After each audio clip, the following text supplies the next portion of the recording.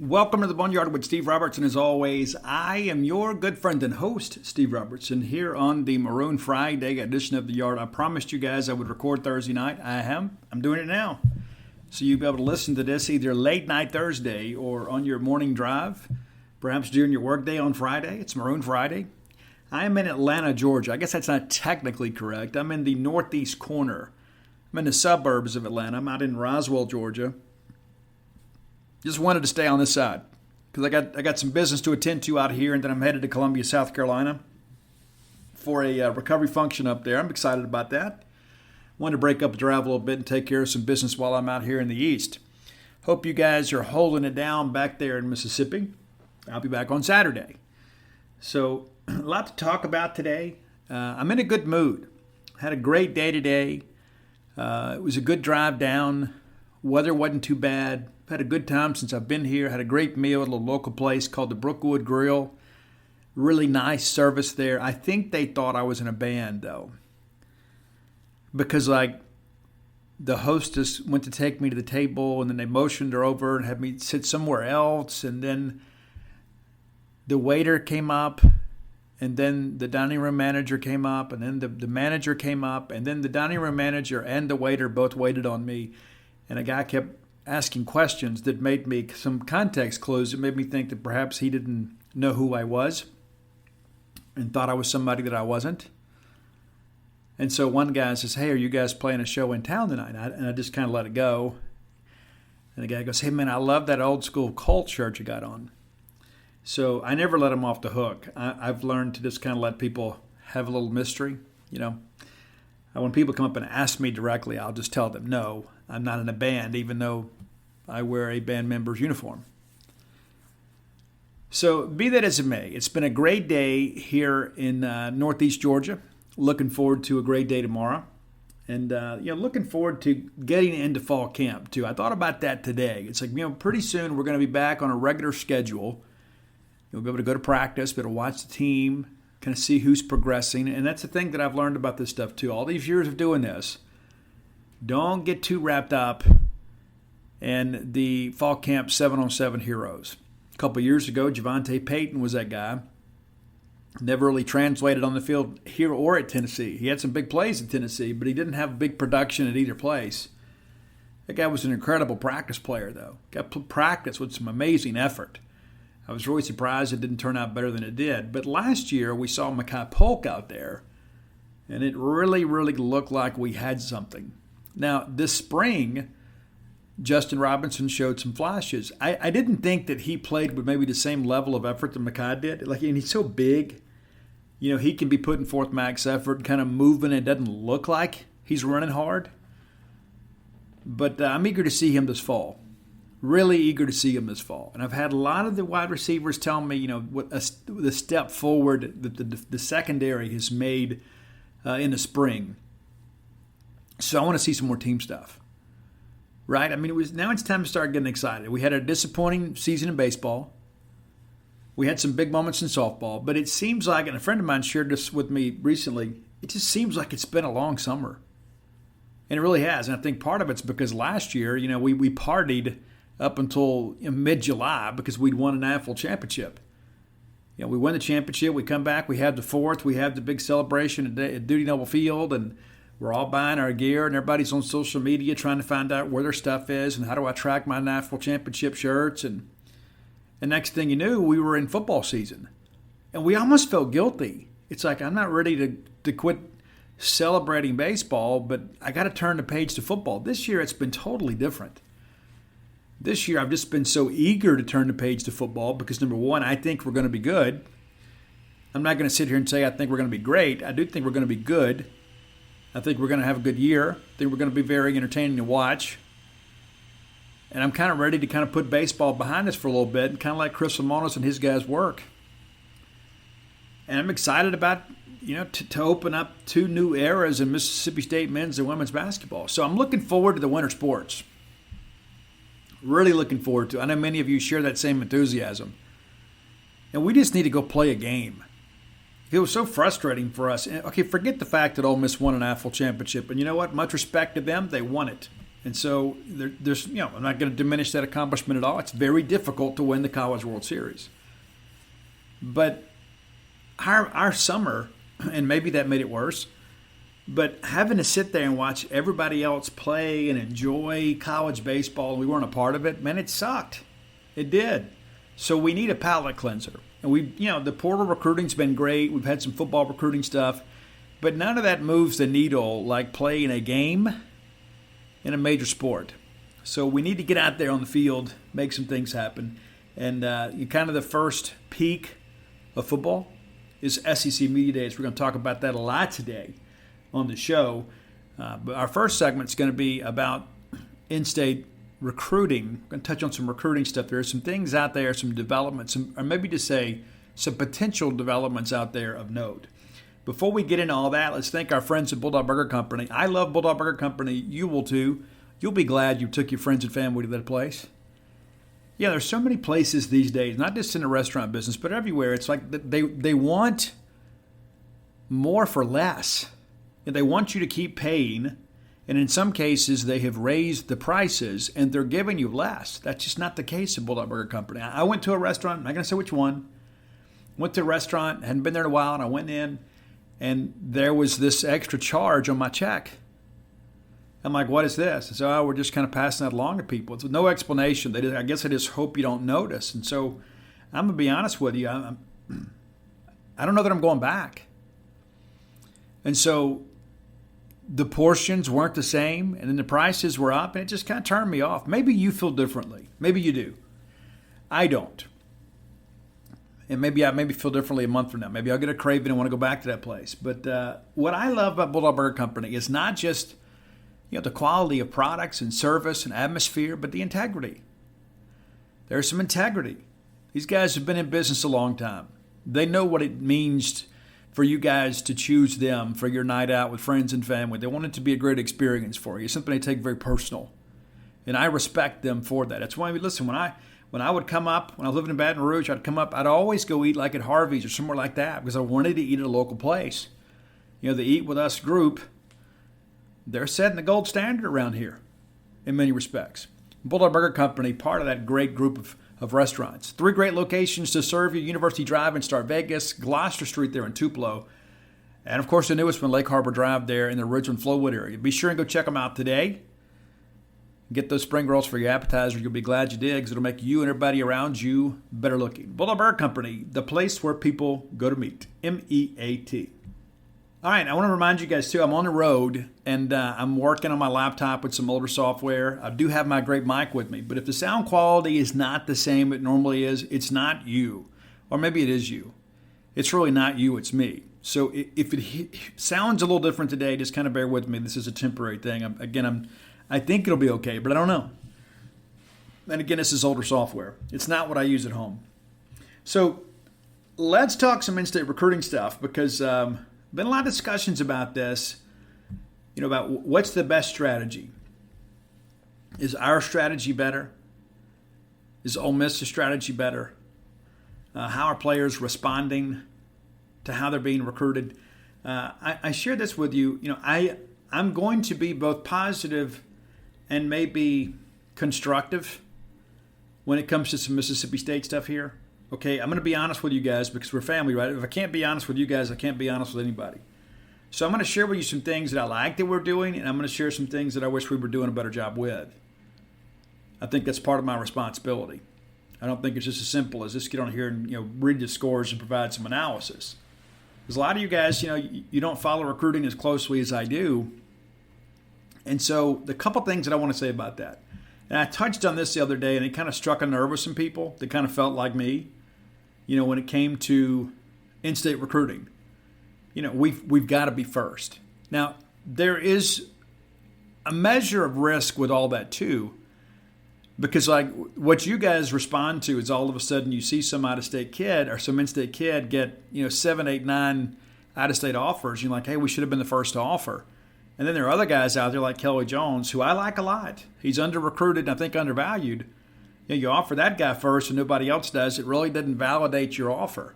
And so, again, it's easy to kind of jump on board when you see everybody else offering. But I still contend to you that we've got to do a good job of evaluation and be prepared. One of the things that Sylvester Croom did years ago, and Coach kind of figured it out late when it came to recruiting. The SEC and the NCAA and those kind of folks, you couldn't send out an official offer. It's like the beginning of their senior year.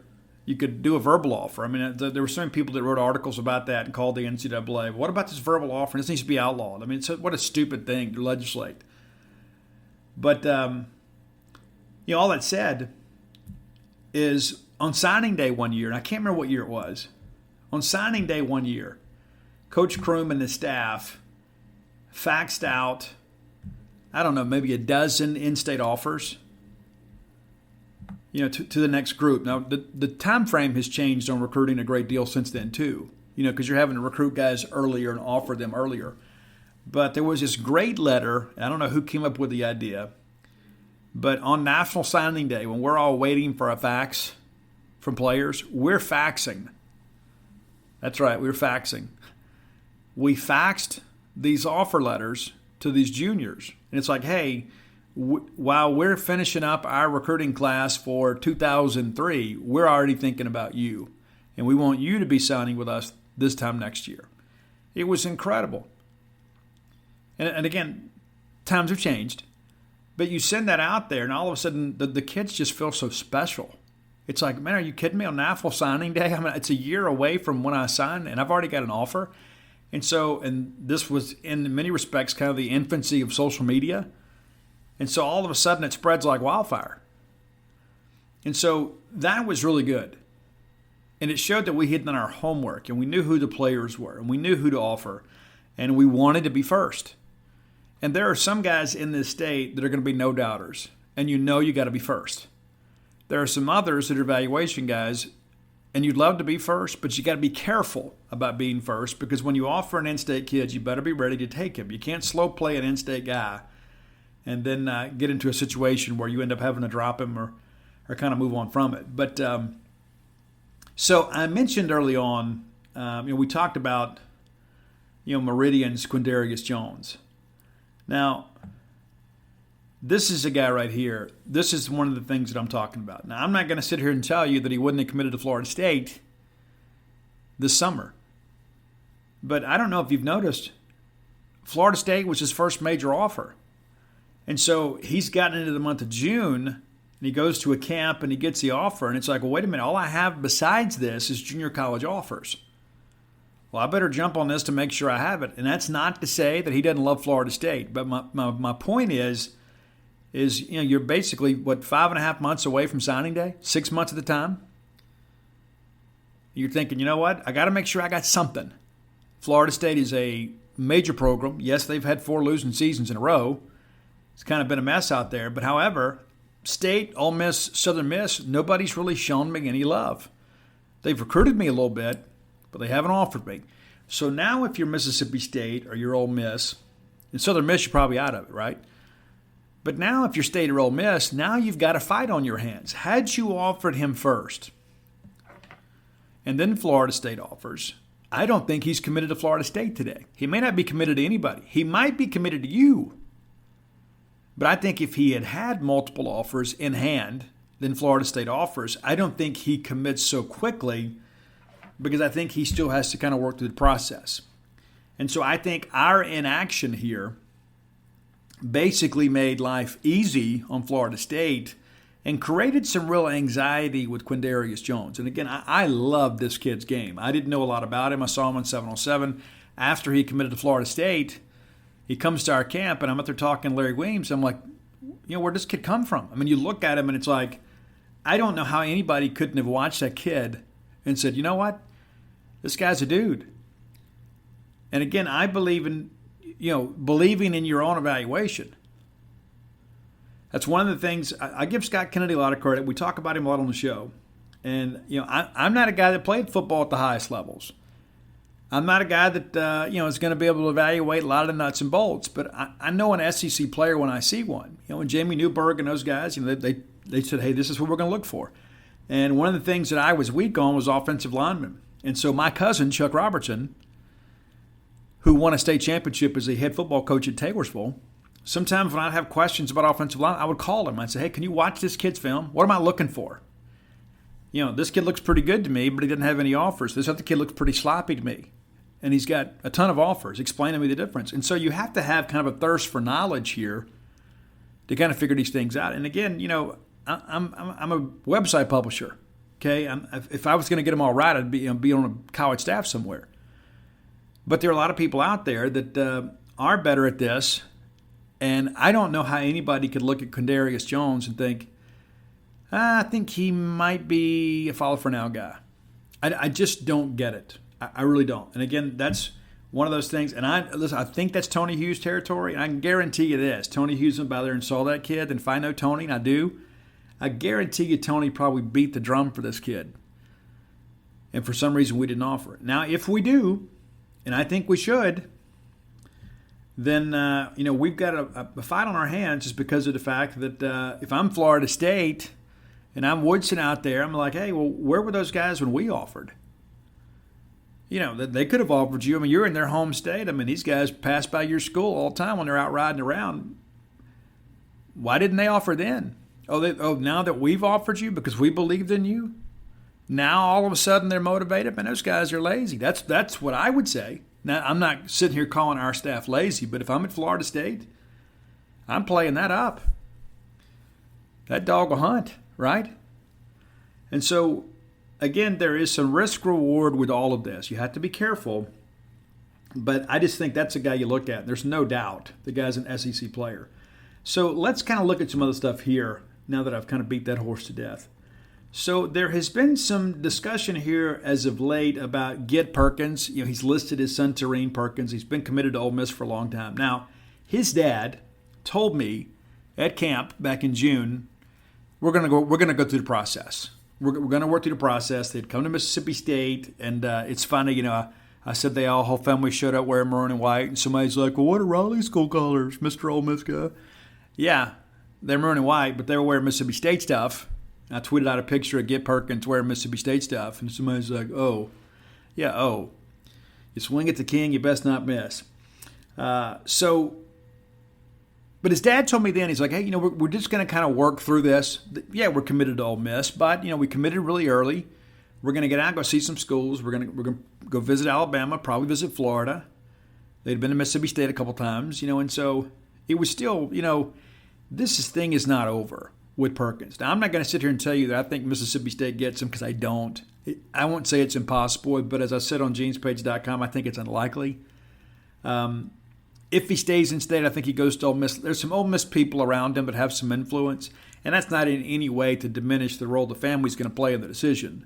But there are some people out there that, they're very pro Ole Miss, and that's not to say there's anything improper about that. We've got some coaches and some locals at some high schools, too, that are very pro-Mississippi State. Doesn't always work out. But, he's got some people in his ear about Ole Miss. Got some people in his ears about Mississippi State, too. There's not as many. But there's some discussion earlier this week on the Alabama message boards that Perkins may be on the verge of flipping to Alabama. And I will say this. I don't care how much local commitment you have and how much pressure you have and how much support you have. It's tough to flip a kid away from Alabama if you're a Mississippi school, especially these days. I mean, it really is. Now, a lot of Mississippi kids have gone out there. It's kind of a cautionary tale, and everybody thinks they're different.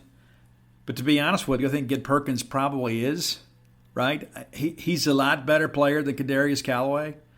And I was not really big on the Kadarius Callaway bandwagon, even when he was committed to Mississippi State. And not that he's not talented, I just don't know that he has a natural position. I know at East Mississippi, I've heard they're moving into running back, and maybe that's the spot for him. He kind of has more of a running back build, I guess. But a lot of people were like, we're going to take him at safety. And then you watch his film, it just doesn't look like safety. Maybe he's a box safety. Maybe he's kind of like that extra linebacker that can get downhill. I just didn't think that he had the ability to cover over the top. And again, that doesn't mean he's not a good football player. It just means I don't think he's a great safety prospect. So he goes to Alabama, which was a surprise to me. When I saw that Alabama offered, I said, this is probably an invitation to camp. But, of course, that was back in 2020. So we didn't have camps, and then they make a move and they get him, and then he didn't even last a semester, and he's at East Mississippi. And so we wish him the best. But I think Get Perkins is a much better player and has more of a natural position. He plays running back there at Raleigh High School, and I think that's just kind of given the best athlete to football. I think he's a linebacker on the next level. I think this kid's an NFL guy. I don't think there's any question. And I think Ole Miss is going to have a tough time keeping him. A lot of discussion, again, that he's about to flip to Alabama. Don't know how true it all is, but again, I go back to that conversation that his dad said, we're going to go through the process. And so this commitment to Ole Miss in many respects is kind of a commitment in word rather than deed. He is also the lone in-state commitment for Ole Miss in this class. So should he decommit, flip to Alabama, Ole Miss, heading into mid-late July, would have no players from the state of Mississippi committed in their recruiting class. And that is rather interesting to me. That's probably never happened in the history of the program. Not just in my career or in all your years of following recruiting. That's probably a first in the history of the Ole Miss football program. That you wouldn't have a single Mississippian committed. Of course, Get's been with them for a while, but if he flips, they'll have zero. It's a different day and time. And again, that whole Ole Miss strategy, not being critical of it, because I think it's going to be interesting. And Lane Kiffin may be a mad scientist. He may know more than the rest of us and say, you know what, hey, we're just going to work the portal. And there's a lot of discussion. They're going to probably have 60 to 65% of their class come from the portal. I don't think it's sustainable. I've said that on the show before. And I think that there are some in-state coaches that are kind of responding because they feel like in many ways that their guys are getting left behind and not being recruited by the in-state schools with the exception of maybe State and Southern Miss. But you've seen the tweets out there where he's like, hey, come to the SIP. And some of the coaches have said, hey, coach, recruit the SIP. All right, let's kind of move forward here. Had to stop and take a drink. You got to forgive me. But the Get Perkins thing is just something to really watch. And I think it's important to understand, too, that the recruiting process for many of these young people is really just beginning. Aidan Williams, the top receiver in the state, I think there are probably two receivers in the state this year that are worthy of an offer from Mississippi State. Aidan is one of them. Jaden Butler from Scott Central is the other. He's currently committed to Southern Miss. I think he is better than a G5 guy. That's a good get for Southern Miss. But Aidan Williams, from the very beginning, I talked to a member of his coaching staff from the very beginning. I said, hey, I've got a recruit. I think he's going to be a big-time guy. But he's a guy that's really focused on the lights and the glitter and the glam and all that sort of stuff. Probably going to go out of state. If he does stay in state, it's probably going to be Ole Miss. He has some Ole Miss people around him. And that's really been the case. When he released the top six, he didn't include Mississippi State. I have been told that LSU was kind of his dream offer, and he got the offer from LSU, but he hadn't done anything. Now, Aidan may be a guy that just kind of wants to work through the process and make a decision late. Everybody's got their own time frame. I haven't spoken to him in a while, but I love his game. I know South Carolina's kind of jumped in with him here recently. They could be a factor. Shane Beamer is a guy that is a relentless recruiter. He did a great job here at Mississippi State when he was recruiting. But Aidan Williams not coming to state, and so I think you look at the top two players, not really a good option for state. Even though state, I think, has done a good job recruiting Perkins, I don't think we get him. And I know that Steve Spurrier Jr. is still recruiting Aidan Williams, and I don't think we get him. And it's not for lack of effort. Sometimes there are more Ole Miss guys than there are state guys in the state. This year, I don't think that's the case. But at the top of the class, there's a couple guys there that aren't real serious about state. And then for a long time, we believed that Isaac Smith was kind of going to be locked out for state. It's not the case. Not even mentioning Ole Miss these days. I don't know what's happened and it's fractured that relationship. But Ole Miss not really a factor. And from the very beginning, that's what everybody said. It was going to be Ole Miss, Ole Miss, Ole Miss. He's in the process of setting up a visit to Georgia. Potentially going to go look at A&M. So State's in there on him. And I continue to hear that State's recruiting him harder than anybody. So what used to seem impossible now seems possible. I wouldn't say probable yet, but I do believe that State's done a really good job with Isaac Smith. And if he stays in state, I expect it to be Mississippi State. And I wouldn't have said that 2 months ago. Jamarius Brown, number 4 player in the state.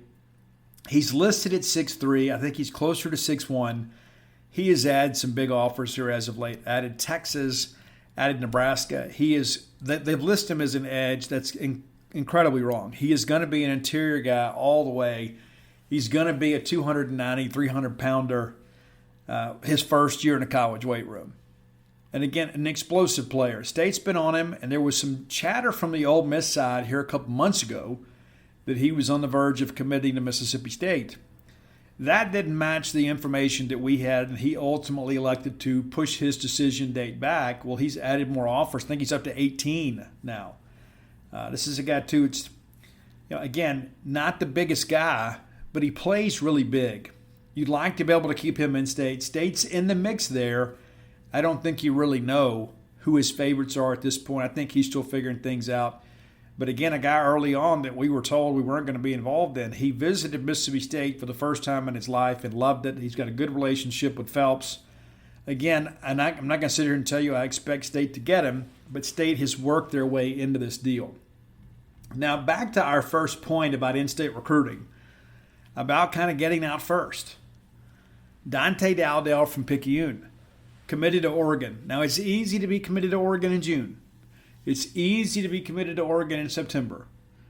It's not so easy to be committed to Oregon in December and then think about having to leave your family and go that far away from home. And sometimes we forget what it's like to be young. So this is a guy that I firmly believe, based on the information that I have, had State offered him early, he would be a Mississippi State commitment. The question's always been, is he a running back? Is he a linebacker? Well, just how about we take him as an athlete? How about that? I think we mishandled the situation. And I know there are a lot of people out there that agree with me. And again, I'm not just here to carry the company line. You can't let this kid get away. And there was a lot of Ole Miss confidence they were going to get him. I was being told privately that Ole Miss really wasn't the factor that they believed they were. I do think in the end they could be a factor because of the fact I think they'll cycle back late and begin to kind of look at some of these kids and possibly bring up some NIL deals later in the process. But I'll be surprised if Dante Dowdell signs with Oregon. Not saying he's going to Ole Miss. Mississippi State haven't even offered him yet. I think you got to try to get in the game. And I know some of the hesitation is okay, he doesn't fit our offense as a running back. He's potentially a linebacker, but before we take him, before we offer him, we want to see him in camp. Well, before he even had a chance to camp, he was committed to Oregon. And so I think the bridge is probably burned there. I don't know if we cycle back. But again, I think this is a situation here where we may have outsmarted ourselves a little bit. Tobias Hinton is number 6, and we're not going to do the full 25. We're just going to kind of work through the 10 here. The number 6 player is Tobias Hinton. I like him, and as I've shared on this show before, I don't know that he's a surefire SEC guy. I think I take him because he is a linebacker from your home state. He has good straight line speed. Looked really good in testing, not so much in drills. So maybe you get another look at him. I think he wants to come to Mississippi State. I think if Matt Brock or Zach Arnett called him today and said, hey, Tobias, let's make it happen, I think he would. I think he would go ahead and get his edit and jump in the boat and be committed. But he is a guy that I think maybe number 6 is a little bit lofty. Maybe he should be number 9 or 10. But this is a good player. And he's a guy that's got a lot of out-of-state offers, but nobody really seems to be pushing him just yet. I think people want to see a little more from him. The number 7 player in the 247 composite is Ty Jones. I love Ty Jones. And I don't know why Ty Jones' composite went down. I think there's some people out there that just didn't evaluate him. I think he committed, and they just put a default 3-star on him. 247 thinks a lot of Ty Jones, and I do too. I think Ty Jones will probably be a guy you take as an athlete and maybe move to linebacker. And 247 Sports has actually moved his positioning from athlete to linebacker. But he is a guy that can play running back. He is a guy that can play linebacker. Could play defensive end in some situations. But I think, again, this is a great player. And, again, a good job of identifying the guy early, offering him early, and getting him in the boat early. Number 8, Caleb Bryant. I might, to be honest with you, I think Ty Jones and Caleb Bryant I might actually have ahead of Dante Dowdell and Tobias Hinton in my rankings.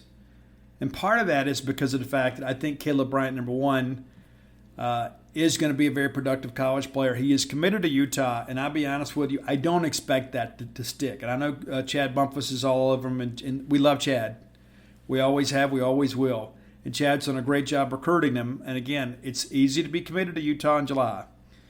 You know, we've all heard Post Malone, what's it like to be out there in the Utah snow? And so things could change a lot with him. I think in the end, it's going to be tough to get him out of the South. I think there will be some people that will emerge late. I think he'll take some official visits late. And I think ultimately he'll flip late. Number 9, Brayson Hubbard. This is a guy that I've got a friend down at OS that's been sending me information about this kid for 2 years. And now, if he goes to Alabama and camps, he's going to get that offer. And we're probably not going to get him. But what if we offer him first and get him committed, and then he elects not to go to camps? Well, then he never gets the Alabama offer. Then he never gets committed to Alabama.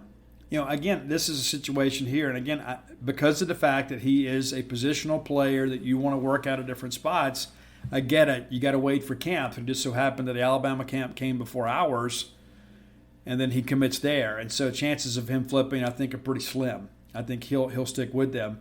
Mac Howard, you know, he transferred from Heritage Academy to Oxford. He's currently committed to Utah. I do think that one sticks. I do. I think that'll ultimately stick.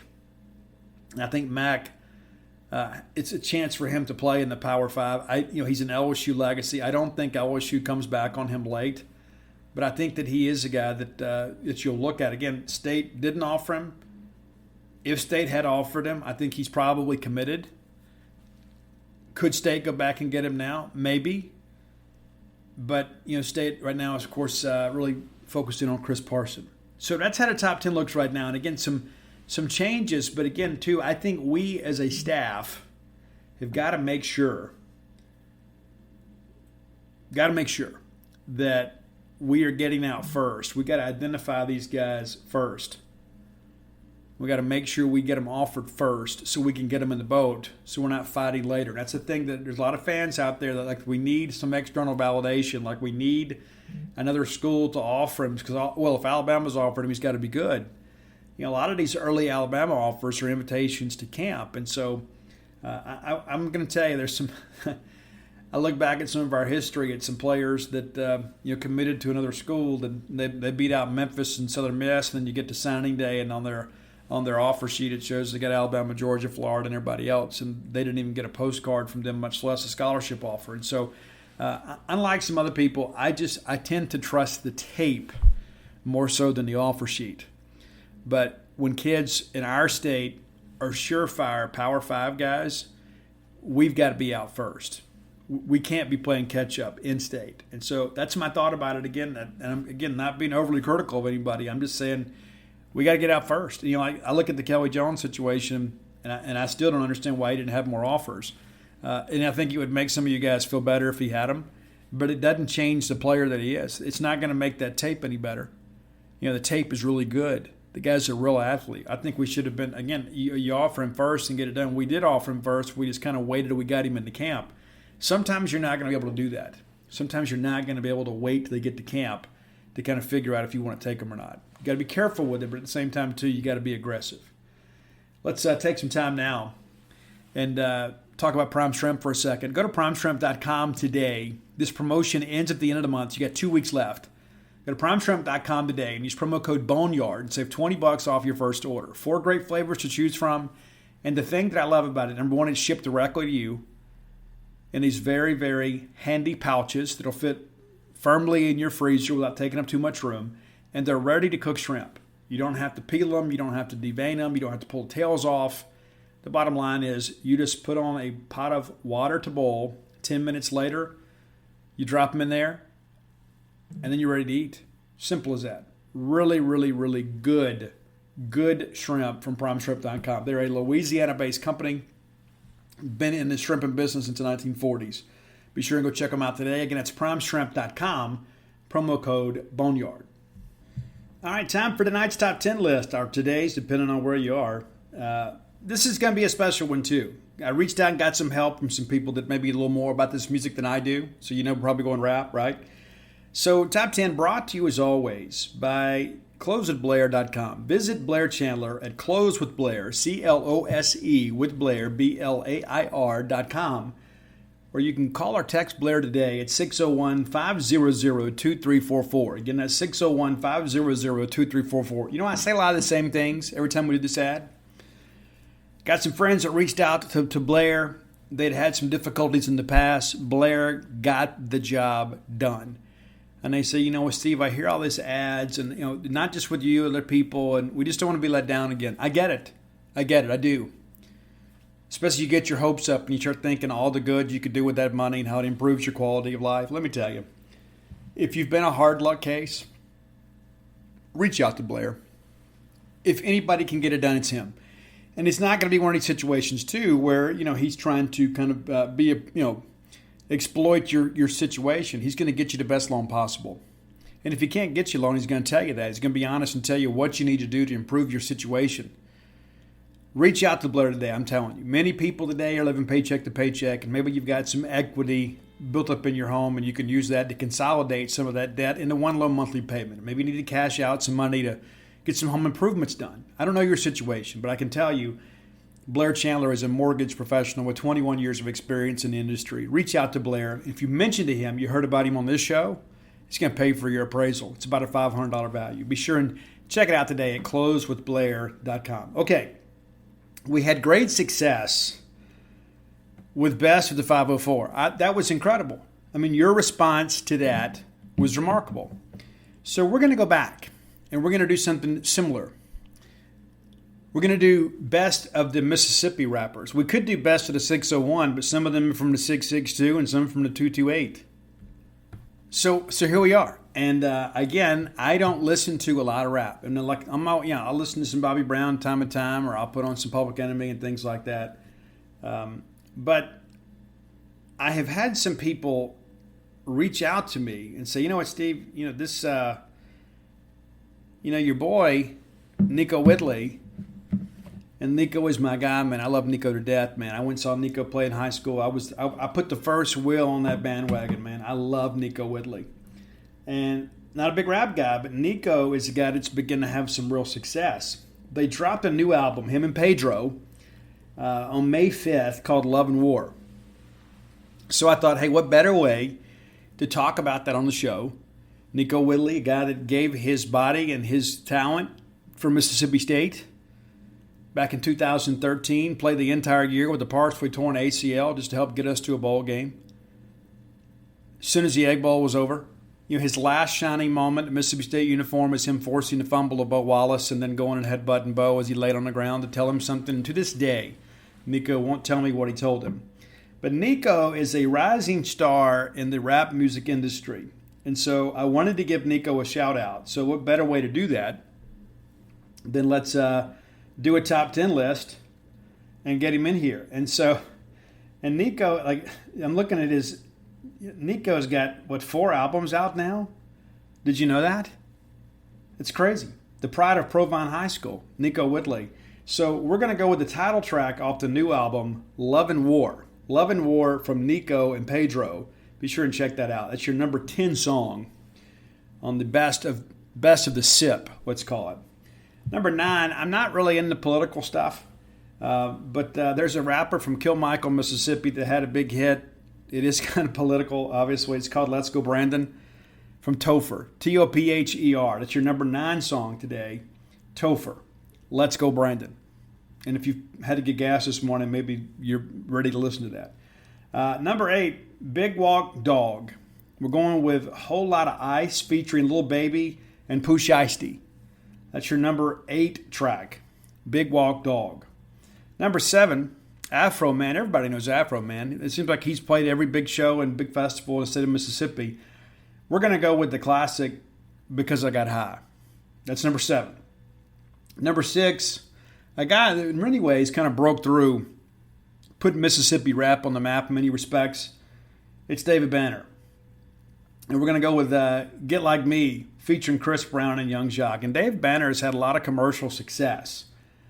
I know there are a lot of people out there that maybe are unfamiliar, but David Banner, like in every video we did early on, everything was about Mississippi. Guy that really puts on for the state.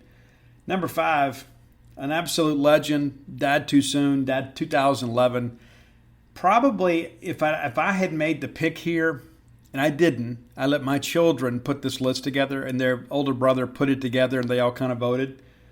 I would have gone with Regulate with Warren G, but it's Nate Dogg. We're going to go with Shake That, Eminem.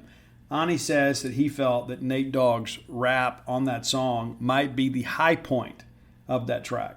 Shake That. I didn't think Shake That's not a great Eminem song to me, but again, I gave Ani and him the list here. Now, I have been given the pronunciation guide on this, and it's Ray Shrimmerd, and it's eardrummers backwards. Like for years, I thought it was Ray Sherman, and I was like, I didn't know what it all meant, but it's Ray Shrimmerd, and it's eardrummers backwards. There was some controversy with this pick. I wanted to go with Somebody Come Get Her. She's dancing like a stripper, but I was voted down. They went with No Type. Black Beatles was obviously a big hit for them, and these guys have had a lot of Sway Lee, Mississippi Guy too. But the reality of it is, I'm voted down, so we're going with No Type, a deeper track. Number 3, a song that everybody knows, but he's a bit of a one-hit wonder, and I know some people message me and say, Steve, really? No, he's not. But we're going with Soulja Boy, Crank That. And we all know it. And that we play it at Davis Wade Stadium, and the crowd and the team comes alive. One of my favorite moments in the last few years is, I guess it was A&M, and we had kind of put the game away, and we get ready to kick off, and the entire team is out there dancing on the field. I wanted to go dance with them. I was so happy. That's your number 3 song. Number 2, and a lot of people don't know this, but Rick Ross is from Mississippi. He has had probably the most commercial success of any of the Mississippi rappers. Now you could make a loose connection to Snoop Dogg. I don't know if you know this, but Nate Dogg and Snoop Dogg are actually cousins, and it's not because they have the last name Dogg. They're actually cousins. And then Nate moved out to California, and then he and Snoop hooked up, and then next thing you know, Nate's career exploded. But Rick Ross, probably as far as true Mississippians, probably the biggest success, Rick Ross. But we're going to go with, and I'm going to have to use the initials here. I didn't pick the song. F With Me, You Know I Got It, featuring Jay-Z. And really anything with Jay-Z, I'm all about. But number 1, and I believe this gentleman is from Meridian. And so this is Ani kind of putting his voice and stamp of approval on this. We're going with Big Crit, number 1. Big Crit, Big Bank, featuring T.I. I'm a T.I. fan too. Bring them out, bring them out. So that's the top 10 according to the Robertson family. So they've all had an opportunity to have some input here.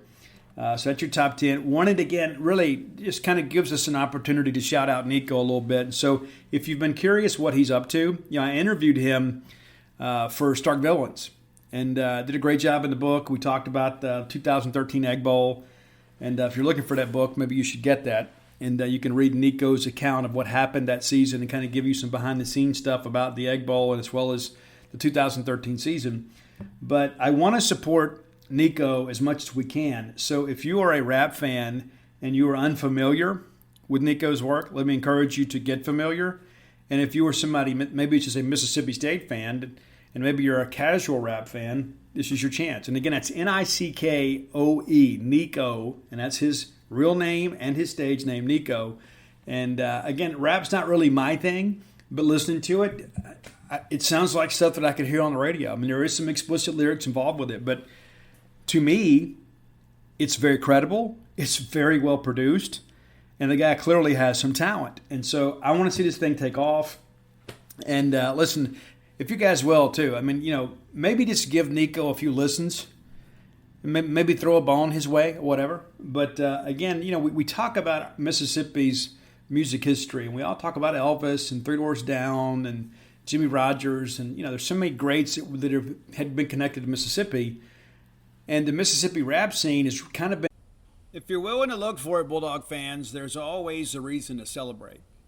There's good in every day. Maybe you're celebrating a friend for their promotion, a new baby, perhaps a wedding, any major life accomplishment. Celebrate yourself by keeping the couch warm. How about that? It's no easy feat, especially if it's a big couch. Or maybe you just want to celebrate living in 2022, where you can get beer, wine, and spirits delivered directly to your door from Drizzly in under 60 minutes without leaving that big couch we were talking about. So download the Drizzly app or go to drizzly.com. That's DRIZLY.com. Get your favorite drinks delivered today. It's very, very simple, very, very easy to do. Again, that's DRIZLY.com.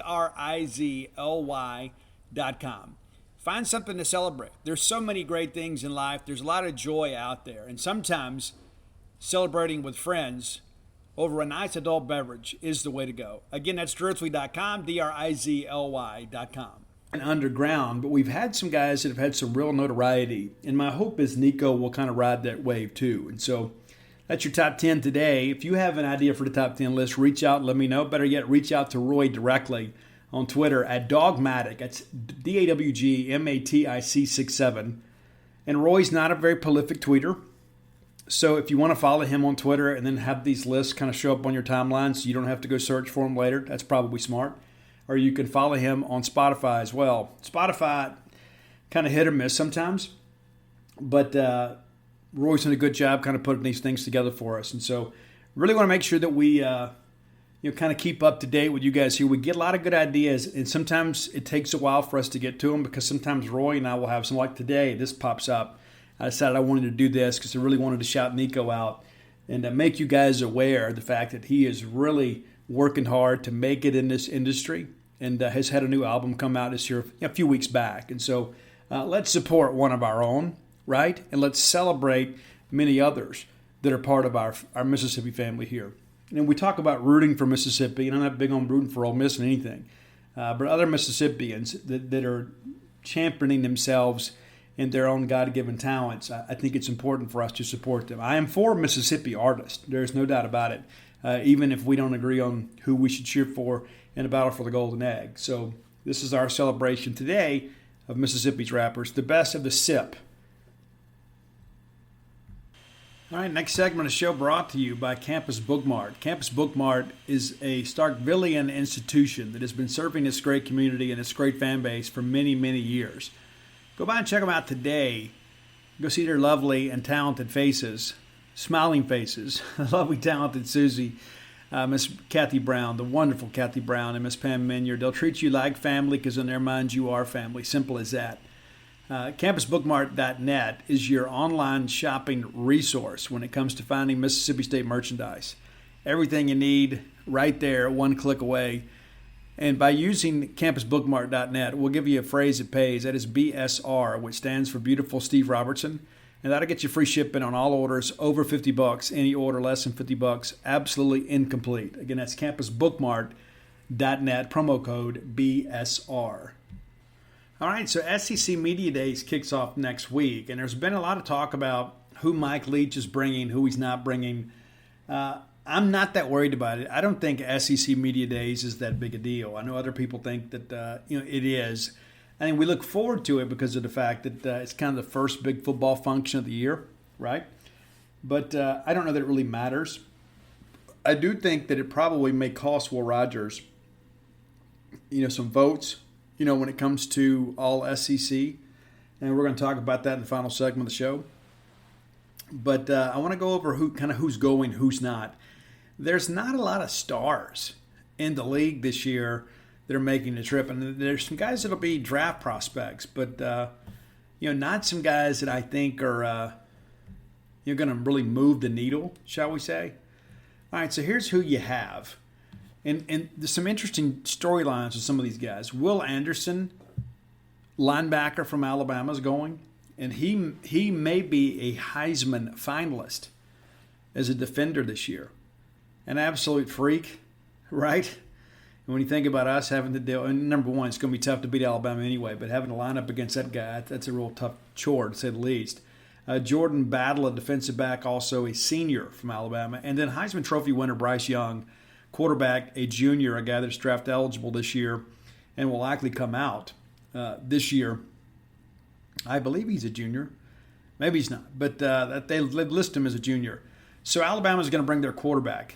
And Will Anderson, a guy, obviously, that got a lot of hype behind his name. Arkansas, I like their list. Jalen Catalon is a guy that I love, and he got banged up last year went into the transfer portal, removed his name from the transfer portal. He's back. He is a junior. I think he's a future NFL guy, provided he comes back healthy. We didn't have to play against him last year because he was injured. But this is a guy, too, that I think this year will receive a lot of accolades. And then quarterback KJ Jefferson. Arkansas fans, I mean, they're obviously the most rational SEC fans on Twitter. I think we all would agree. And yes, I'm being sarcastic. They think that KJ Jefferson should be considered the second or third best quarterback in the SEC. I don't agree with that, though I do think that he will have a good year this year. And I think that he has earned the right to go. But KJ, a guy, a Mississippian from North Panola High School, headed to media days. And then Bumper Pool, a great interview. I think he'll be one of the more quotable guys. Not real goofy, but he does say some silly things from time to time. I do like his game, and he was a guy, too, that I really wished he'd have gone pro last year. Very productive linebacker at Arkansas. A guy that sees the field really well, anticipates plays, diagnoses them. So he'll be there. And then Auburn, this is a really interesting list. Okay, they don't know who their quarterback's going to be yet. We believe it's going to be Zach Calzada. Tank Bigsby. And Tank was a guy that was a preseason All-SEC pick last year. Went into the portal, withdrew from the portal. Now he's going to media days. That's interesting, right? I mean, it's like you see it with Catalan, but it's two schools back-to-back. And Bigsby's a guy, too, that I think is an NFL back. Love his game, really like everything about him. But interesting that he is a guy that elected to leave that program and then rejoin it and then is selected to go to media days. I'm sure that'll be questions that he's asked, too. And then Mississippi and Derek Hall. The pride of Gulfport, Mississippi. A guy that was around a lot of Mississippi State people, elected not to go to Mississippi State. And this is back in the year, when you had Tim LaBuca as a linebacker coach, and you have two SEC linebackers in the state, and you don't even get an official visit from Derek Hall or N'Kobe Dean. And, of course, both of them ultimately leave the state for their college careers. And now here's Derek Hall going to SEC Media Days. And then John Samuel Schenker, a tight end. Tight ends are always interesting selections for Media Days. I mean, they're not a huge part of your offense, but, Auburn likes to use a tight end. So it'll be interesting to see, if there's any juice created there. But I think Derek Hall could be kind of the highlight of this deal for Auburn. Florida's going to bring Anthony Richardson, their quarterback. He was the guy down the stretch last year that Florida fans wanted to be the quarterback. Now he's headed to Media Days. Offensive lineman Richard Goriage, and I apologize to the family if I mispronounced that name. He's going to be there. And then linebacker Ventrell Miller. And this Florida team, too, I think they're going to be better than people anticipate. People forget they went 6-7 last year. Greg Knox, of course, leads them to a victory over Florida State. They lose the bowl game.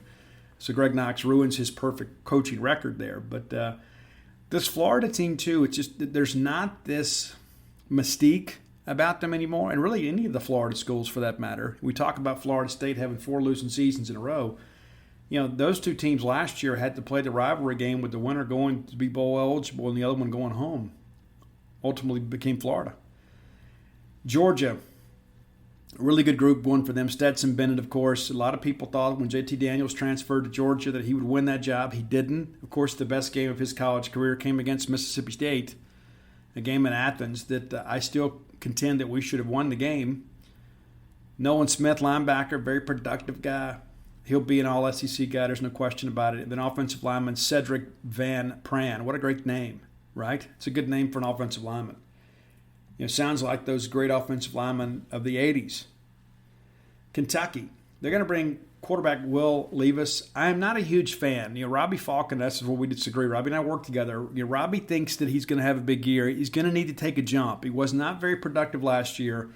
I understand his quarterback rating was really good, but if I remember correctly, 24 touchdowns, 13 picks, didn't do a whole lot in conference. He had a big game against Tennessee, but outside of that, really didn't play well. Threw 3 picks against Mississippi State. I think State did a good job kind of confusing him, kind of bringing pressure, and then also, too, that front side pressure forcing him to get rid of the football before he was ready. Offensive guard Kenneth Horsey, and then linebacker DeAndre Square. It seems like DeAndre Square has been there forever and a day. I'm ready for him to leave. I'm not going to be honest. I'm going to be honest about that. The guy can really, really play, and he's played really well against Mississippi State. We got to go up there and play this year. Going to be tough, but I'm expecting us to win the game. This LSU list is really, really interesting. Jack Besh, an LSU legacy wide receiver, he's going to go, and he'll be real polished, and he'll say all the right things. And Mike Jones, junior linebacker. Who? Yeah, Mike Jones, Jr. And then B.J. Ojulari, defensive end, junior. Those guys, pretty interesting group there. But I think the thing with LSU, too, is I don't know that LSU has maybe the swag they used to have, if that makes sense. But an interesting group. Ole Miss's group, Nick Broker, offensive lineman. He's a senior. A lot of people have him pretty high on the mock drafts. They think that he's a guy that'll play pro football for a long time. Cedric Johnson, defensive end.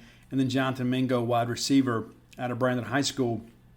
Not a big Mingo fan, to be quite honest with you. Nice kid. Everybody loves him. But he has not been very productive at Ole Miss. Now, this is not the offense he signed up to be a part of. But they're going to need him to be the player they hoped he would be. He had 4 stars next to his name coming out of high school, and there was a lot of hope late State might be able to flip him. But we didn't. And, the hope was Will Rogers coming along, perhaps we would get him, but we didn't. Of course, Mississippi State's list, Jaden Crumberty, defensive tackle, Nathaniel Watson, linebacker, Austin Williams, and all these guys are, grad seniors. Crumberty, of course, a guy that we expect to be a pro prospect. Buki Watson, I think he's a pro prospect. Austin Williams will go to camp with somebody, and I think ultimately make the team because he's willing to go out and play special teams and do all the grunt work. Austin Williams, of course, another guy that very highly accomplished as a student athlete, has won several awards. He'll represent the program well. Will Rogers not going, and I'm perfectly okay with it. I know, again, a lot of people are like, I don't understand why we don't bring the quarterback. What I do think is that Will probably needs to be there to kind of be up the ladder of awareness so people understand who he is and what he's about. And people want to talk to him. Missouri's going to bring Barrett Bannister, a grad senior wide receiver, defensive back Martez Manuel, and Isaiah McGuire. If you can name 3 players on the Missouri roster, you've won SEC football bingo. Not a lot of players that have a lot of name recognition from the Tigers program. South Carolina, they're going to come. That's what they should. Shane Beamer be there. Javon Gwynn, offensive lineman. DeCarrion Joyner, wide receiver. Zach Pickens, defensive lineman. All 3 seniors coming. And it's really kind of a reward for a lot of guys, too. Guys that do it right, represent the program correctly. Tennessee's going to bring Trevon Flowers, safety. Quarterback Hendon Hooker, grad senior. And then wide receiver Cedric Tillman. And honestly, I think Hendon Hooker being there will probably earn him second team quarterback. And that's the thing you start thinking, too. They ordinarily name 3 teams. Well, Will Rogers not being there, will that hurt him? Because you're going to have Bryce Young, who was the easy first pick, first team All-SEC quarterback. And there's KJ, and then there's Hendon Hooker. So do those 3 guys get voted on and get added to the list because of the fact that they're there? That's what does it mean to be preseason All-SEC? I'd rather be postseason All-SEC. But I think that the fact that Will's not there may ultimately cost him a preseason selection by the media. Maybe not by the coaches, but certainly by the media. Texas A&M is going to bring defensive back Damani Richardson, a senior, offensive lineman Layden Robinson, a junior, and Anaya Smith, wide receiver, all-purpose. I really like him. It gets really fast. He absolutely is. They move him around a lot. I like how they utilize his speed to make plays down the field. He had a good game against us. We won the game, but he played really well. Vanderbilt, Ben Breshnan, a tight end, Anthony Orchai, linebacker, and then Mike Wright, quarterback. And of course, we played Mike Wright last year. And, Mike's a guy, too, that kind of won the job due to his athleticism, the fact that he could make plays when things broke down with his feet. We did a pretty good job containing him. But that's your SEC Media Days roster. And so you feel pretty good about kind of who's coming and that kind of stuff. But at the end of the day, I don't know how much it really matters. I mean, honestly, there's so much media today. It's not like it was, when really only the print newspaper people went. There was Radio Row and that sort of stuff, and people needed content. But nowadays they broadcast everything, so all the online outlets can get it without even having to be there to ask a question. I think the question is, who is going to ask the silliest question? every year there's somebody, a few years ago, Chuck Rounsville asked, Coach, what are you going to do about deep snapper? And that was when, right before Hugh Freeze resigned, there was a lot of pressure, of course, and I'm sure that was probably, hey, we would need Chuck to ask a question. But, what are you going to do at deep snapper is probably not something you come to media days to find out. But, at the end of the day, what do you really learn? We haven't practiced yet. And so I think the whole event has been watered down. And I think a lot of it, we are so eager to see media days get here because we know that fall camp is kind of right behind that. I think that's really the thing. And I think sometimes we place too much importance on media days. And so, again, I'd like to see Will Rogers there. But at the end of the day, I don't think it's a big deal. I think the three guys that are there are seniors and very deserving recipients of the honor to go and speak at the SEC Media Day. So we'll see how things go from there. But again, we talk about getting guys hype or whatever. I don't know if you get hype from that. You may get picked on a list, but at the end of the day, you got to go play. You got to produce. And that's what matters most. I'd rather be postseason All-SEC than preseason All-SEC. And we're going to talk a little bit about that in the final segment of the show, which is going to be brought to you by Portico. You know your friends at Portico. I've told you guys before, Brooks Bryant is my friend. He's your friend. He is a friend of Mississippi State, a friend of Starkville, and he and his friends put together this great residential development just on the outskirts of Starkville, 1.1 miles away from the Mississippi State campus. Very easy to find, very easy to get to, very easy access to Highway 82, 25, and 12. Tucked away in a nice little neighborhood right there off Old West Point Road. Really easy to get to. If you're looking to move to Starkville, and you should, whether it be permanently, maybe it's a future retirement home, maybe it's your ballgame weekend retreat, maybe it's your primary residence, Portico has a place for you. You can start with a 2-bedroom, 2-bath home, go all the way up to a 4-bedroom, 4-bath home, and Brooks can give you all that information. Reach out to him at 601-416-8075. Again, 601-416-8075. If I was moving to Starkville, I'd move to Portico. I live out in the sticks. I'd like to be closer to campus, but again, it's the quiet side of campus. You're not caught up in all the hustle and bustle. So it's close enough for convenience, but far enough away to have some privacy. It's a great place to raise a family. Make Portico your next move. So let's talk about some of these preseason SEC selections. Now, let's take a trip down memory lane, okay? Let's look at last year, and maybe you're familiar with this. Maybe you're not. Last year, we look at what the media picks. And I'm a member of the media, and so basically everybody that goes to media days gets to vote. You don't have to show up. There's no disclaimer. If you're a credentialed member of the media, you get to vote. And by and large, a lot of guys in the media don't know the other teams. And so as a result, they go work through their stat sheets or whatever, and they talk to their friends. And so it's got to be taken with a bit of a grain of salt. I put a lot more emphasis on the coaches' list than I do the media's list because I know that a lot of guys in the media are lazy. But be that as it may, let's take a quick look back at last year. So last year, your first team offense, the names that you would probably recognize. Quarterback Matt Corral from Ole Miss. I think he finished second team behind Bryce Young, and that's correct. I mean, Matt had a good year. Running back Tank Bigsby, running back Isaiah Spiller from A&M, wide receiver John Mechie from Alabama, Traylon Burks from Arkansas, Jalen Weidermeyer from A&M, didn't get drafted. Offensive lineman Evan Neal, offensive lineman Darian Kennard from Kentucky, offensive lineman Kenyon Green from Texas A&M, offensive lineman Cade Mays from Tennessee, and then center Nick Brahms from Auburn. And so Mississippi State last year had one player selected preseason All-SEC by the media, just one. And that's 3 teams, offense and defense. Let that sink in for a second. We had one guy picked, and that was Charles Cross, who was selected preseason All-SEC by the media on the 3rd team. So basically, in their minds, there were at least 4 offensive tackles better than Charles Cross, and that he ultimately ends up being one of the first tackles taken in the NFL draft. Finished the year as an All-American, and it's a first-team All-SEC guy. And so, again, you take it with a grain of salt, and it's not just the fact that there's, underrepresentation in many respects. I think this kind of boils down to the fact that a lot of people don't expect a lot from Mississippi State. And so who do I expect to make it? Well, I've got a list here. Now, I think Will Rogers has a chance, probably as the 3rd-team quarterback. And again, I do believe him not being there will cost him votes because I don't think people are going to think about him. Forget the fact that he had one of the most prolific seasons in the history of the Southeastern Conference. But I think the fact that he's not there, that ladder of awareness type thing, will hurt him. I think people will vote for Hooker, and I think people will vote for KJ because they're there. And it's not necessarily because people are affirming their selection as an SEC media rep. I just think people know, okay, Bryce Young and then somebody else. So Will get some votes. I don't think the media will vote him in the top 3. I think he has a shot at third team, but I think ultimately he misses the team. Then maybe Emmanuel Forbes.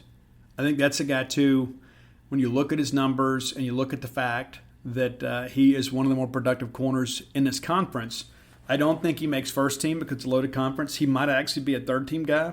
He deserves to be preseason all SEC. Whether he is or he isn't, I don't know. I think he'll make postseason list. I think he's going to have a big year this year. And I think the coaches may vote him in more so than the media. The best candidate for first team in my mind is Tulu Griffin. Not as a receiver, as a return specialist, because they have one of those. I think he's probably the first team guy, even though he's not at media day. I think worst case, he makes second team. I think in the end, he's probably the highest rated offensive player, according to the media, when they put their list together. Guy has a real chance when you look at how prolific he was last year and people were kicking away from him. And that's one of the things, too, a lot of people in the media depend on stats. And so you look at his stats later in the year, they weren't quite what they were earlier in the year because people wouldn't kick it to him. But he has the ability and the talent to be named preseason All-SEC, and he certainly should be. Who's going to go stump for him, though? Now, another guy that I think has the ability but may not have the production is Tyrus Wheat. Does Tyrus Wheat make it? He probably deserves it, but I don't know that he has the numbers to maybe justify it. You know, a couple of guys that do, Jed Johnson, extremely productive last year. A lot of people last year, Aaron Brule went. He was considered one of the best linebackers in the SEC. Didn't play up to that potential. Jed Johnson's not going to be there. But if you are a guy that's kind of looking at stats to kind of get your idea together who you're going to vote for, Jed Johnson's the guy that's going to jump out. Ultra productive linebacker. I could see Jed making maybe a second and probably a third team. And then you look at Boogie Watson. Boogie's another very productive guy, and Boogie will be there. And so it's this ladder of awareness thing I think that works in your favor. And so last year you had one All-SEC guy. I think State has multiple this year. But what's ironic is there's probably not any on offense. You know, Will Rogers, I guess, probably your best on offense. And he's probably vying for third team. And then, of course, Tulu Griffin will make it as a specialist. And then you look at defense. Forbes should make it, may not. Jed Johnson, probably not a hot name. But when you look at stats, should make it. Tyrus Wheat has the ability, may not make it. Boogie Watson has the production, and he's going to have the opportunity to have FaceTime with the media. And so I could see multiple guys on defense make this all-SEC team. Now, the rest of that story is I believe that these defenders that make the team will validate their selection over the course of the season. I think this is a very linebacker-friendly scheme. I think Zach Arnett and Matt Brock are going to get these guys in a situation they can be very, very successful. And the fact that Deshaun Page and some of these guys are coming on a little bit, I think maybe you can keep them fresher later in the year. You know, Jed broke his hand this spring, came right back out there, and was actually way ahead of schedule when he came back out, began workouts again with everybody else. But I think, Jed's a guy that may really benefit from being a preseason All-SEC because I think, maybe outside of Starkville or outside of the state of Mississippi, there are not a lot of people talking about Jed. So I will expect State to have multiple All-SEC guys on defense. Now, what that combination ends up being, I think it comes from one of four players. Jaden Crumberty is a guy that's got NFL potential, doesn't have NFL stats, right? Of course, he was a guy, too, that got hurt late in the year, didn't play in the bowl game, and ultimately it cost us, a great deal. But I think when you begin to think about previewing how this thing shakes out, some of those names that we discussed will be in the mix. I've shared with you guys before, this is the best defense that Mike Leach has had at Mississippi State during his tenure. Zach Arnett, now 3 years in, guys understand the checks, they understand the blitz package, they understand their keys, and you've got a lot of veteran guys, so you're not having to reteach a lot. You're having to get your younger guys kind of up to speed. And so I think when we look at this in hindsight, does KJ Jefferson have a better year statistically than Will Rogers? No. No, he's not. Will Levis have a better year statistically than Will Rogers? No, he won't, because Will Rogers is a product of a very pass-happy scheme. He's going to have the opportunity to put up bigger numbers. The bigger question is, will Will Rogers have a better winning season than those guys? That's the real question. Will's going to have the stats, but can he lead his team to more victories? And I think a lot of it's going to boil down to tackle play. Now, unlike some other people, I'm not worried about right tackle. I'm not. I got to go to a handful of spring practices. Paul Jones went to all of them, and I agree that I think Paul's the only person that went to every one of them. But I believe Paul would agree with me that Albert Reese looks the part, plays the part. Now, he's still got some things to figure out. There are times he gets a little bit high and doesn't really sink his hips, maybe, and engage and keep guys away from him. He allows guys to get down on him a little bit. There are going to be some people that try to bull rush him a little bit, and that's on the front side, right?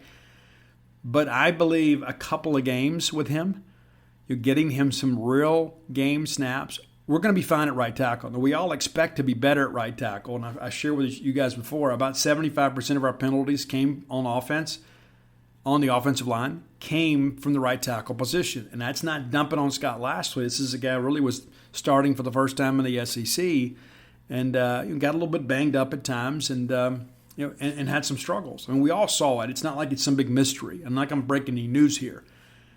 But Albert Reese, I believe, is a future NFL guy. And I think that he's going to make you proud this year. He's not going to win them all. He's not. But he is a big physical player with a great wingspan. I think he'll do a great job there. Maybe a future left tackle at some point. But I'm not worried about right tackle. I think we're going to be solid there. It is also well established we're not going to be better at left tackle. That doesn't mean we're going to have a huge drop-off. But you had one of the most prolific pass blockers in the nation. It's a reason he was a first-rounder. No, we don't have a first-round talent this year at left tackle. That's not to say that Percy Lewis couldn't develop into a draft pick over the course of his 2 years in Starkville. And Dollar Bill Johnson's a guy that's kind of played up and down the line. And really in 2020, just didn't have the stamina. Just didn't have the stamina to play a four-quarter game. So you had to rotate some with him, and that upsets the continuity in the line. 2020 was such a disaster for that line because of all the contact traits. I don't think we played the same lineup all 11 games. I think it was a different group all 11. I've forgotten. We hadn't talked about that in a while. I hadn't done the math on it. But, Dollar Bill, between those two, I think you can be good. I don't think you're going to be great. I don't think you're going to be pretty good. I don't think you're going to be really good. I think you're going to be good. You've got guys with size and athleticism out there, but you're going to be lining up against some war daddies out there at left tackle. And so some of that, too, is going to be on Will. Will's got to find a way to identify the pressure early in a pre-snap read, slide the protections, whatever he needs to do. But I think those guys are going to be better. I think the interior line is going to be really, really good. I think getting Q back is huge. That's a guy, too. I don't think there was any danger of him getting drafted last year. But you bring a guy now that's got 3 years under his belt when it comes to this system.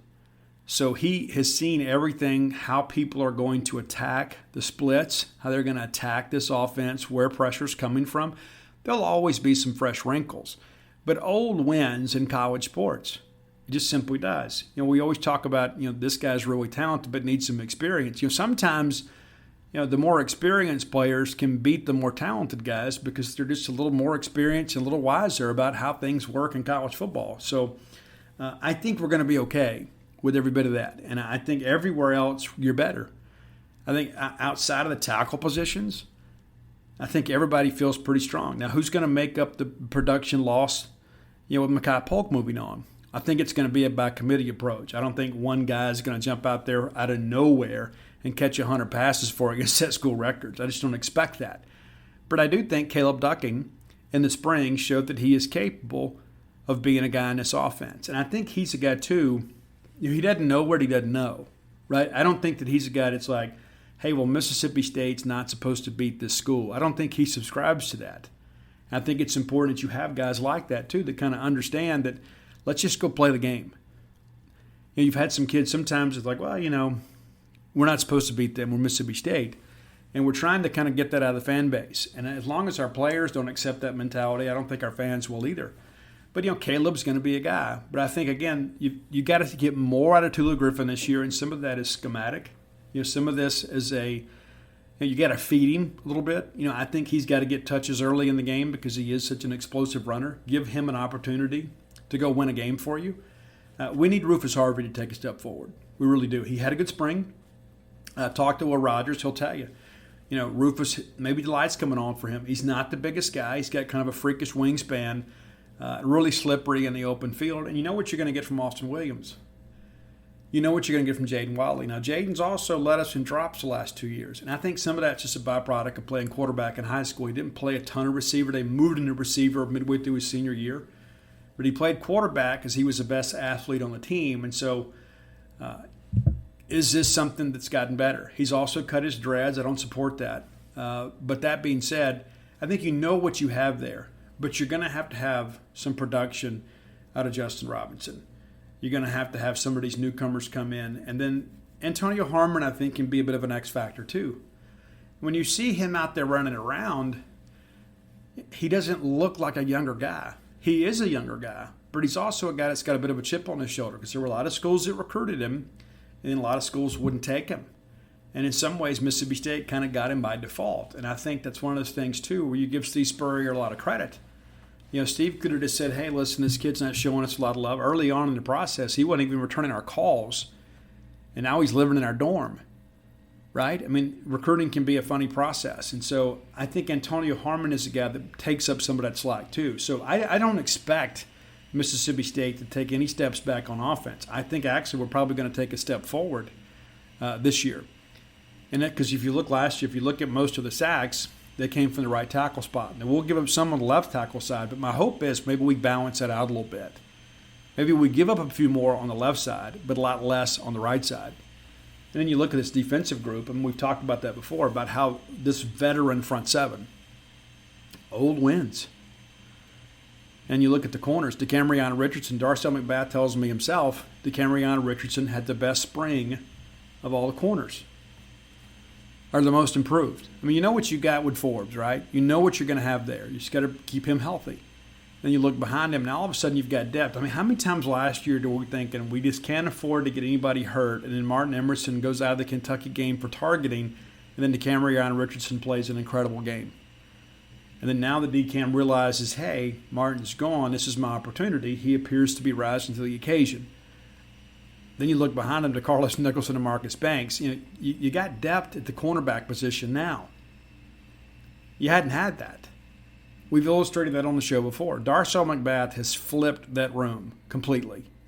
Flipped. We went to LSU with Asias Ferge and Martin Emerson, and we won that game, and our cornerbacks played exceptional. And, of course, Ferge had a pick on one where he was completely fooled on the play, but because we got pressure on the quarterback, the throw came out and was short, and we pick it off. It was just our day, right? But Ferge is a guy that has kind of hung in there. He's a veteran guy, too.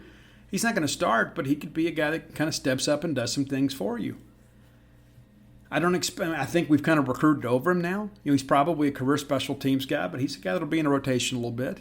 And then the safety room, you talk to some of the guys now, even Jason Washington now that's moved from safeties to running backs, he'll tell you. He goes, hey, I wish I'd had these guys the last 2 years.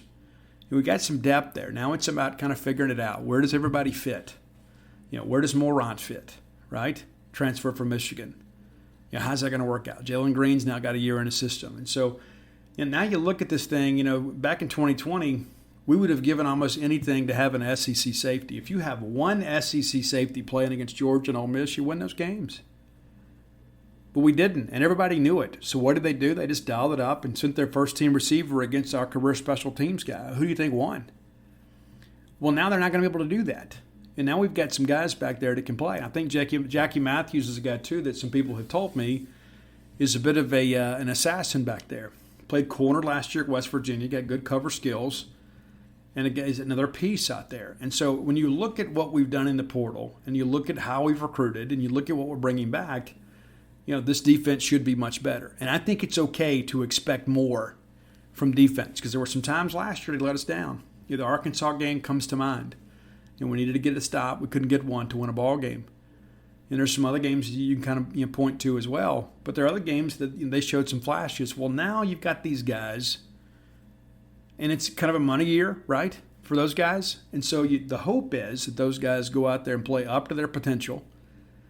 And, talking to our defensive coaches, they're kind of cautiously optimistic. The Leach is a little different. Leach will tell you, yeah, this is the best defense we've had.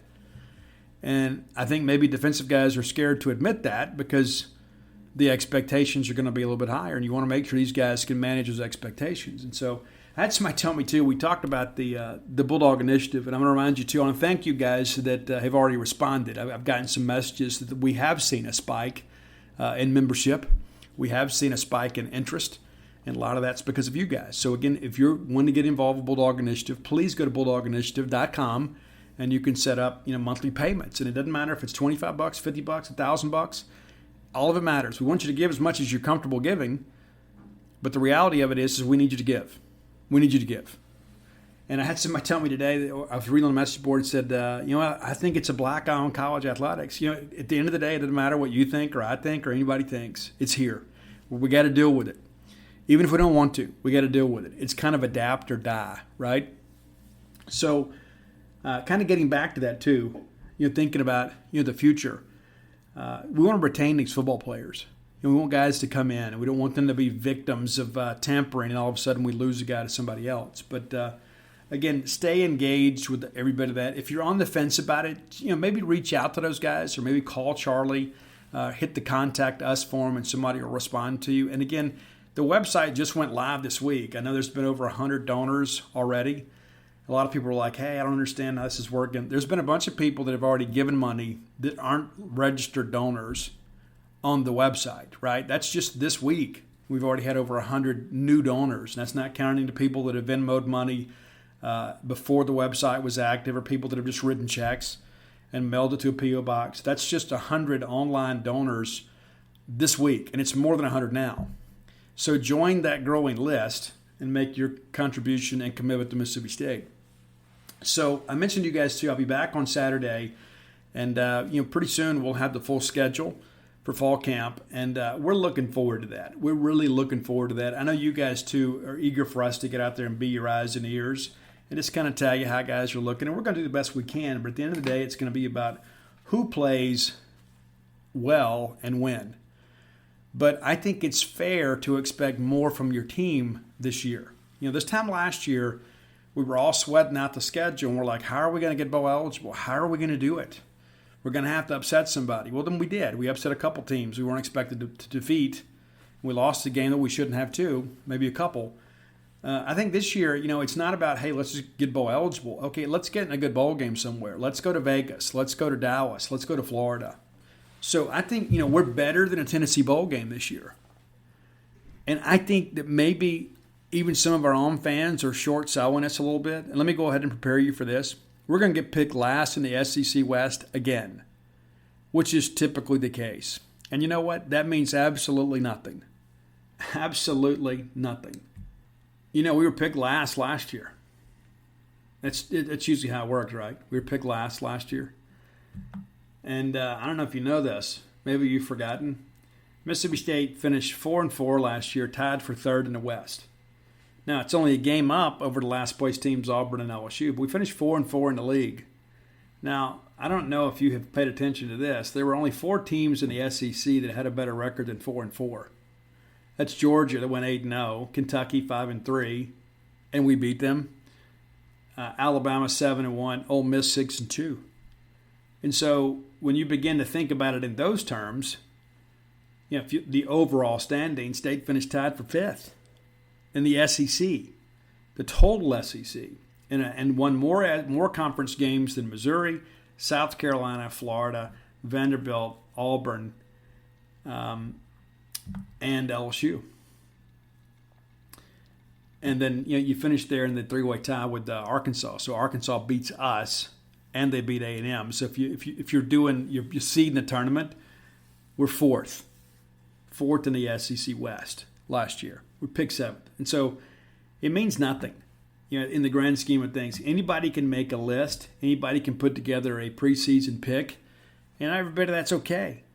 That's the reason we go play the games. And so go ahead and get ready. There's no point in getting mad. That's what's going to happen. Nobody's going to expect much from Mississippi State. I think Mike Leach likes it just like that. And I share with you guys, too, and we're going to begin next week our SEC team previews on the show. We're going to break down kind of what each team's got coming back and what we can expect. We'll get through media days, and we'll begin breaking that stuff down. But when I begin to look at this thing, too, it's like you look at Missouri last year, even at 6-7, underachieved. Defensively, they were a complete joke last year. South Carolina at 7-6, overachieved. They kind of got lucky late. They beat Florida. It's kind of a crazy thing. Florida being really down. Florida certainly underachieved. Vanderbilt probably on par. You look at the West. I think Arkansas probably, if I'm being fair, probably met expectations. Ole Miss met expectations. I think State, obviously compared to what they were picked, exceeded expectations. A&M, 8-4 last year to beat Alabama, then lose to Arkansas, Ole Miss, and Mississippi State. Didn't meet expectations. Auburn certainly didn't. LSU certainly didn't. And so you'd say, but Steve, those guys had to have a bad year. How many years have we had a bad year? They needed us to have a bad year, right? And so when I go back and look now, and think about how things were picked last year, I think it's one of those things you look at and you have to understand there's just no point in investing much emotional energy in any of that stuff. People are going to pick LSU because they're LSU. Forget the fact that it's a completely different system. It's a brand new coaching staff. It's a brand new quarterback, right? It's like there's just so much to it you look at and you say, there's so many moving pieces in the conference this year. And again, I go back and I begin to think, okay, can Georgia repeat? They lost so much on defense. I don't think they can, but they're going to be a really good team again. Will Tennessee be better? I think Tennessee will be better. I think people are maybe underappreciating them, and they probably would enjoy it this year. I think sanctions will be here by next year. Tennessee won 10 games last year. We beat those guys. They won 10 games. And you begin to look at it, a lot of people say, well, they won 10 games last year, and they got a lot of people back on offense. Should they be better? Honestly, I'm expecting Kentucky to take a little bit of a step back. Maybe they're an 8-4 type team this year. I don't remember how we picked it when we put it together. But reality of it is a lot of parity in the league this year outside of the front runners. I think outside of Alabama and Georgia, anybody can beat anybody on any given day. Anybody, well, with the exception of maybe Vanderbilt. You kind of understand what I'm saying. It's how wild it was last year. I think this year there's going to be a lot of craziness within the league. And I think, again, it'll be Georgia and Alabama winning the divisions. And then behind them, it'll be an absolute bloodbath. All right, listen, if you hadn't done so, go to dogpilethebook.com. I had somebody message me yesterday trying to buy a copy of Stark Villains for their dad or for their friend. And they said, hey, I want to get it personalized. So when you go to Dogpile the book, that's not just Dogpile. That's all the sports books. That's Alpha Dogs. That's Flim Flam. It's Stark Villains. You can order them all right then and there. And if it makes you feel better, go to starkvillainsthebook.com. It's going to take you to the same place. All those URLs with the same website. You can get them signed. You can get them personalized. It takes a little longer to get them personalized. But they have signed stock of everything. You can order it. They'll ship it out to you pretty much the next day. And if you're looking for Blooms of Oleander, you can find it at Amazon.com, BarnesandNoble.com, BooksMillion.com. Also available as an e-reader. The only one of my books that is.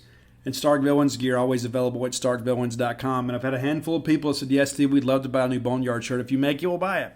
So we're going to look into that. And don't know when it's going to happen. But I got some other things you're working on, too, to kind of promote the shirts a little bit more. So be sure and check all that out. And I appreciate all your support. And I'll be back in town.